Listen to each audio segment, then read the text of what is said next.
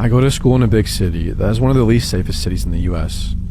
I chose this school for nursing and definitely not the location. I live in a row house. I mean, that's what we call it. Off campus with 4 other girls. Cheaper and nicer than dorms, or so we thought. I guess you get what you pay for.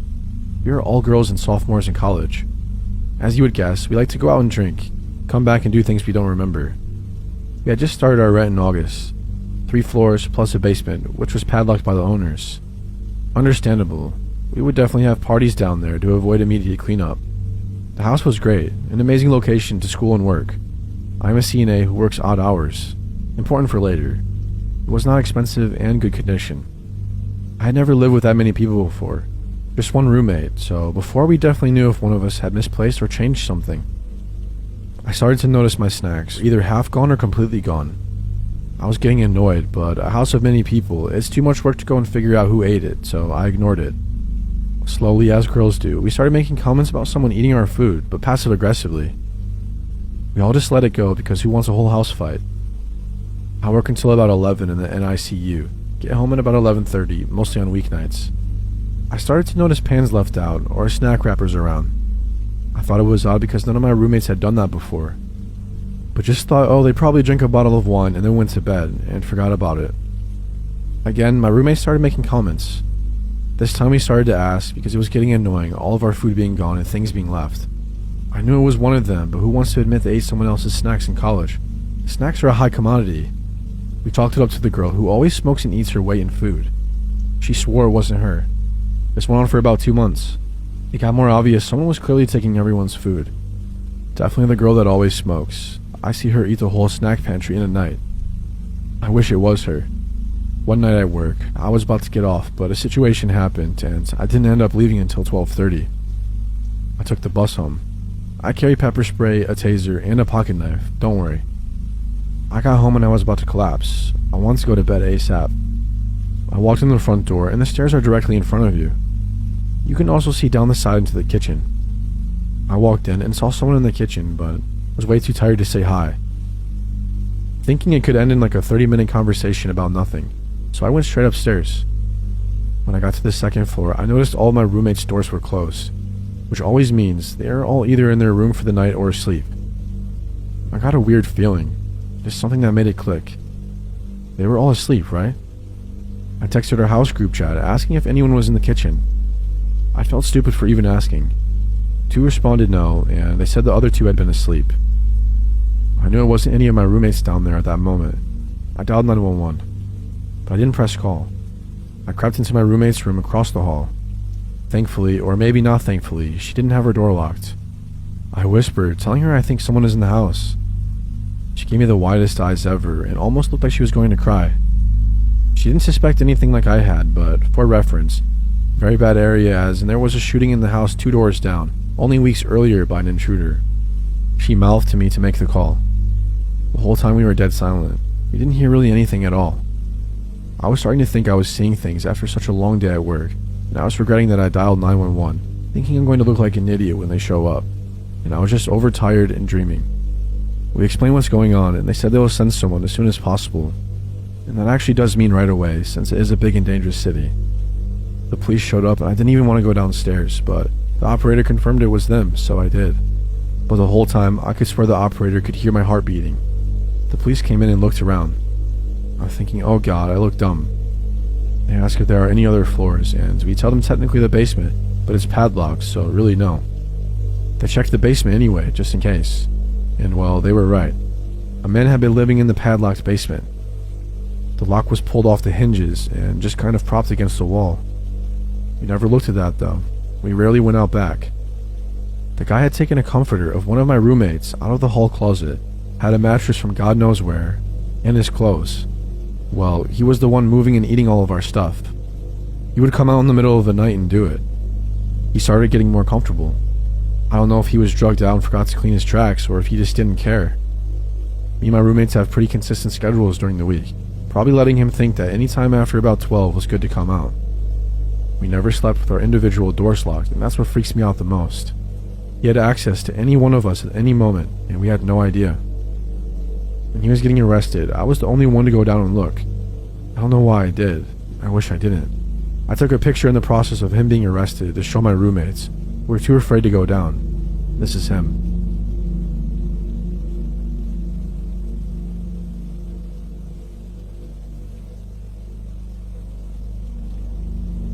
So how my friend group works is we have our little circle of people who we hang around with most often. For big events or bonfires or something similar, we expand and a couple of different friend groups join. Ben is a part of one of these extended friend groups. He is someone who always posts different and interesting things, who always has something to say. I've gotten along really well with Ben at these events and we always end up chatting. I've always found him to be a bit different and a unique individual. Ben started going to my local college this year. He shot me a message on Snapchat basically saying, "Hey, all my friends went away to different schools and the only person I have to talk to from the area is now my ex-girlfriend. I was wondering if you wanted to get a group together and hang out, because I'd like to have some new friends around." It was actually really a nice message, because with the course I'm in, I don't get to make many friends. And all of my close friends are spread out now too, so I said yes. The hangout was initially supposed to be one of my friends, him, and one of his friends. It was a day after class, and I just got home. He told me he was going to take a quick nap before we all head out. When he wakes up, he tells me it's now too late and he has other plans he forgot about. That was totally fine. I wasn't upset about it. I canceled with my friend too, so I can just sit down and do some homework. He texted me a few hours later. I didn't give him my number, telling me his other plans got canceled and he was now available again and wondering if I still want to do something. I said that my friend was now out of the city and he said he texted his friend but they didn't answer. He decided to pick me up and go for a drive and just chat. Ben gets to my house at around 10. I go and hop into his car and he speeds off. Oddly enough, he's talking with an accent, kind of like Jamaican or something similar. I thought he was just being goofy, so I played along.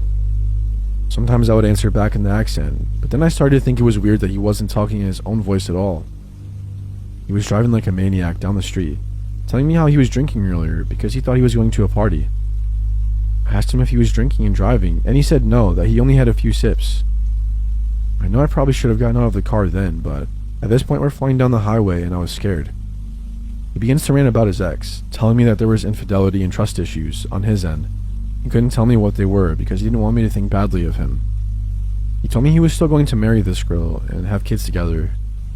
He ranted about her and got on tangents and started to scream and yell. I started to think maybe he was on some drug or something.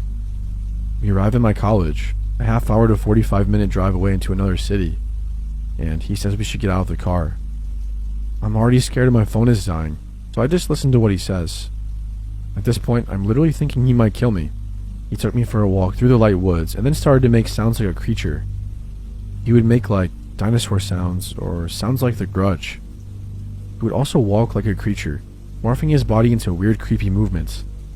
I requested for us to go home because I was literally terrified.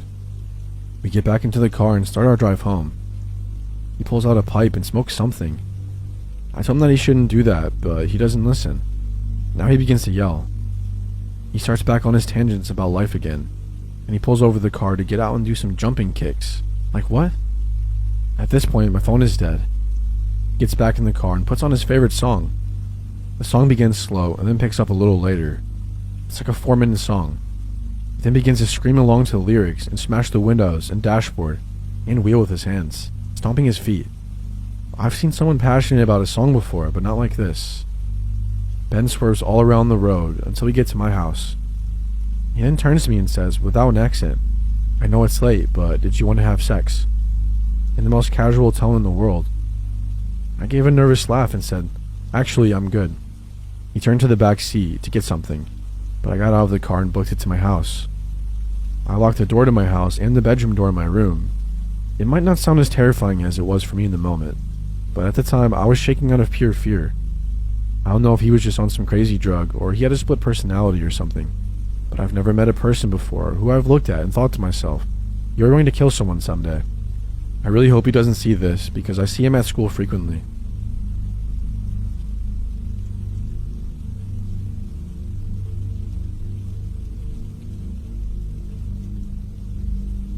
To put this into context, I'm an 18-year-old girl living in New Zealand.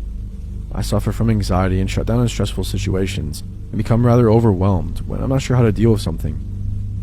This story happened yesterday while I was waiting at my bus station to catch a bus home. I'd had a long day at work and my legs were in pain, and all I wanted to do was get home and watch some YouTube in bed. It was getting dark and the sun was almost completely down. As I was listening to some music in a rather deserted area of the bus station, a man considerably larger than myself sauntered up and sat down directly next to me on the bench, which I didn't think much of. To put this into perspective, I'm roughly 55 kilograms. He must have been at least 100 and could have easily overpowered me. I noticed out of the corner of my eye that this man was staring at me, and I began to feel a little uncomfortable. But I shrugged it off to him looking at my mask. It's rather nondescript and just blacked. I ignored this and acted busy on my phone to avoid talking. As I said, I had a long day at work. The man began to talk and I pulled out my AirPods to listen to what he was saying to me. The AirPod fell and landed on the ground, to which he picked it up for me, held onto it and stared at it for a few seconds before handing it back to me. I was already getting bad vibes from this man.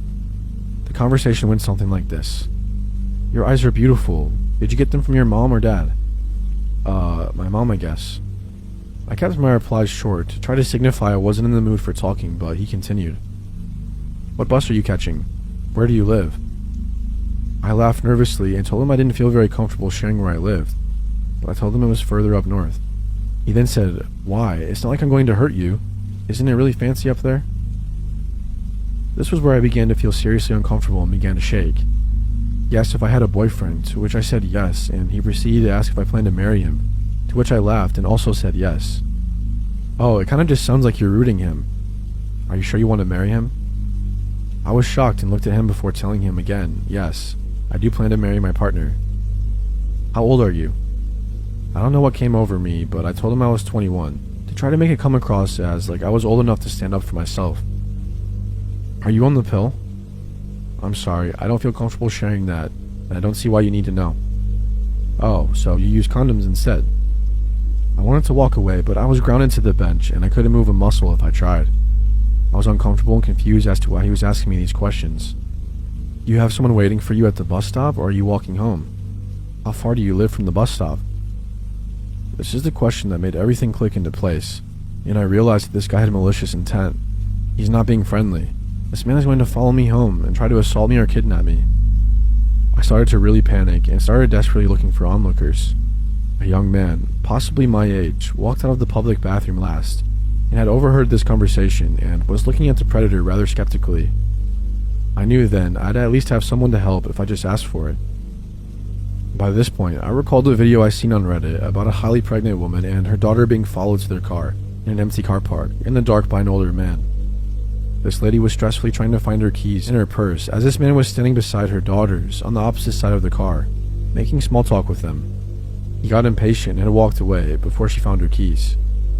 Someone commented on her submission, saying that this was a popular thing, that he was waiting for her to unlock the car so he could get in and control her via threats of her children. It occurred to me that I should skip my bus and catch another one at a later time. I did this exactly. He kept trying to ask where I live, and I continued to refuse telling him where. He also continued to ask how far I lived from the stop and if my partner was waiting for me. I deflected all of his questions, and after 40 minutes, he began to get kind of mad and eventually walked away from the station. He wasn't there to catch a bus at all, but to prey on a young woman at a bus stop. I caught my bus about 10 minutes after he left, and I ran home where I completely broke down and cried in the arms of my partner. This morning, I was so stressed, I contemplated taking the day off of work and staying in bed the rest of the day. I was petrified.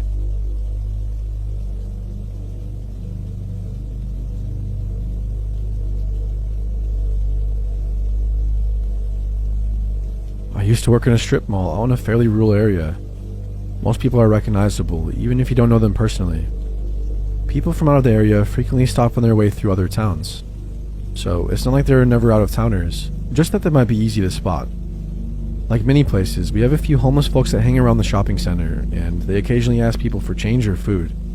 It can be a nuisance, but the folks that worked at the shops kind of kept an eye on them, to help them out or to keep track of how they were doing. There was this one guy, let's call him Shane, that over the course of years has slowly gotten in worse and worse shape. He would be filthy and was clearly not doing well mentally, and was usually intoxicated.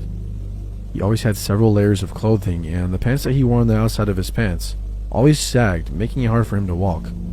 He'd go missing for days and then show up again. We'd wonder what happened to Shane and ask around a bit, and a few days later he'd appear again.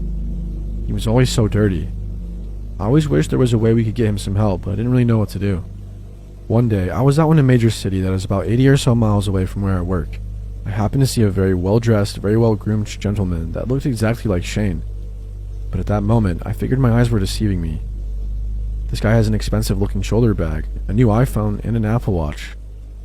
We were both in line at a popular food truck, and it was usually a long wait to order and get your food. Most people just mind their business and scroll on their phones while waiting. This guy, on the other hand, is staring daggers at me. I keep avoiding looking that way, but I keep glancing to see if he's still there. And at the same time, I went to look at him because I was curious about how much he looks like Shane. I glance his way, and I have to stumble back because he's practically right up against me. He has such intense eyes. He sort of whispers to me, but really intensely, and tells me he knows where I'm from and what shop I work at. He gets closer, and I can tell that he smells good, and I could even smell his minty breath. I ask how he knows, and he just smiles. I ask again, and he smiles brighter, exposing a perfectly clean set of teeth, minus one tooth. I'm almost positive Shane is missing that tooth. I edge away, feeling more than a little uncomfortable. His order gets called up, but they say his name is James. The next few days, I don't see Shane anywhere around the shopping center, and I ask around, and no one had seen him for a few days.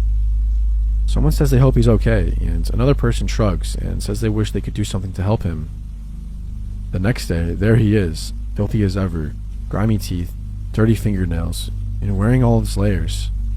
He sits on the curb outside my shop and asks people for change. I decide to venture out and confront him.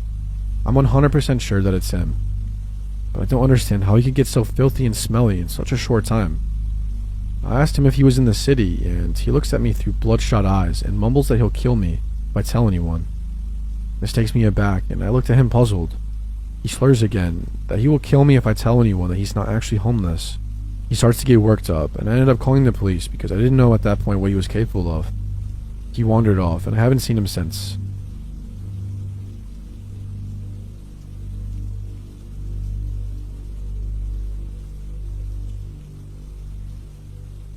When I was 10, my parents and I went to visit my grandmother for spring break.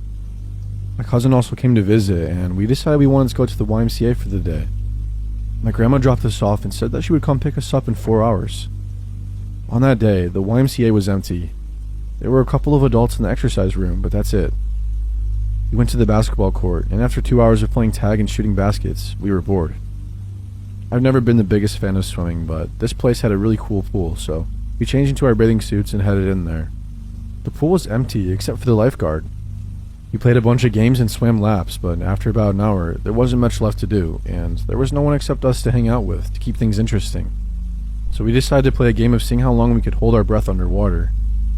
We stood in the shallow end, near the clock on the wall, so we could time ourselves. Instead of fully submerging, we just stuck our heads face down in the water. We did this a couple of times, and I was winning. On our last round, I felt a tap on my shoulder. I figured it was my cousin giving up and telling me that I won, but instead, it was the lifeguard who told me to knock it off, or she was going to have to ask us to leave the pool. Since we were tired of being in the pool already, we figured we would just get out and get dressed, and go back to the basketball court, until my grandma picked us up. We only had an hour left anyways, and the water was freezing.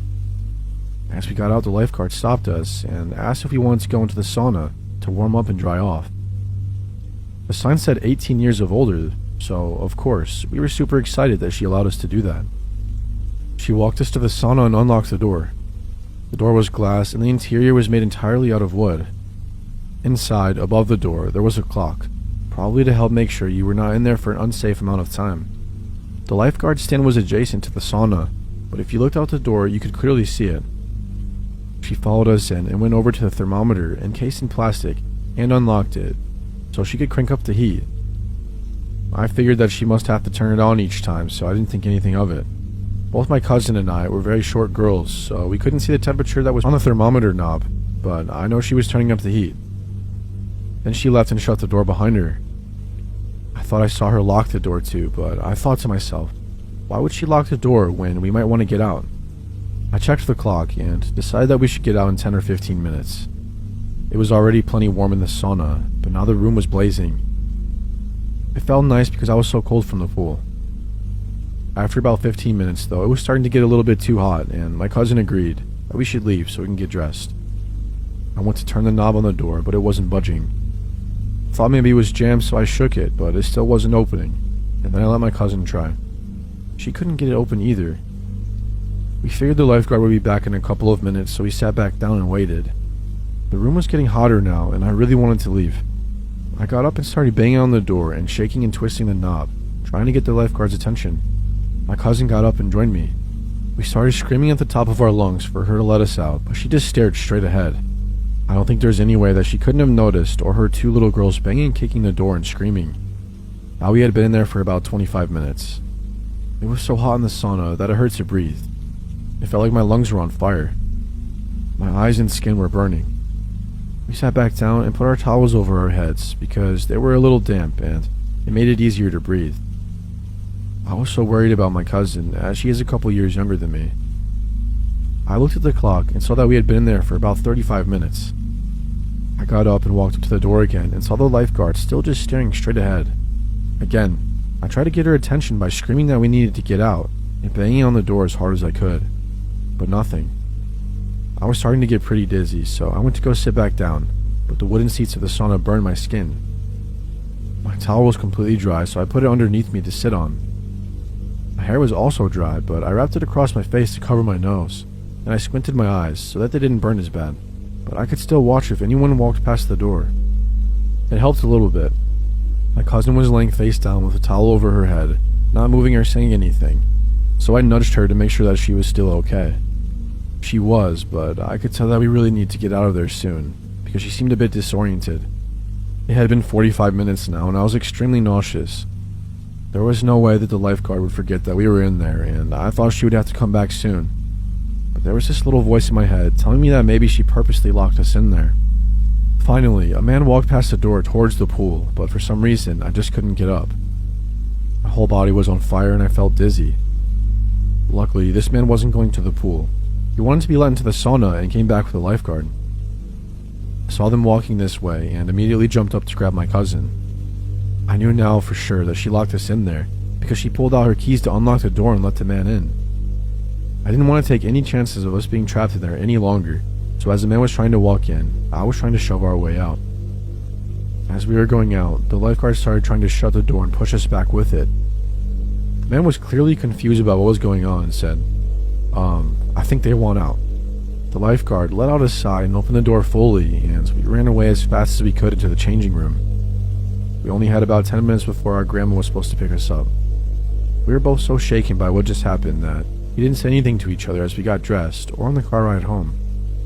When we got back to the house, my parents were making us dinner, and I told them the story of what happened. They thought that I must have been exaggerating, and they didn't believe me. I truly think that that woman was going to let us cook alive in there.